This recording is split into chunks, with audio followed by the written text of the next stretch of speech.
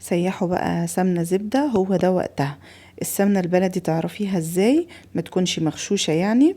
انا السمنة بجيبها، اهم حاجة يكون حد مضمون تكوني عارفاه يعني، مش اي حد تلاقيه قدامك كده تشتري وخلاص.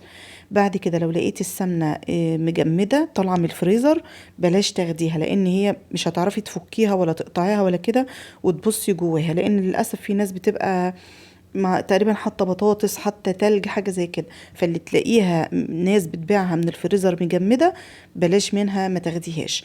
اقسميها كده وشوفيها بتسيح في ايدك من جوه ولا لا، تاخدي قطعه بين صوابعك كده تشوفيها بتسيح ولا لا.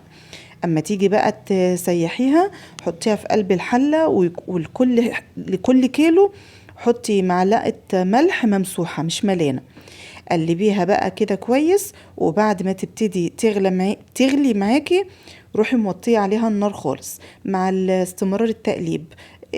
تبصي عليها كل شويه كده وتقلبي من تحت كويس عشان ما تشطش معاكي.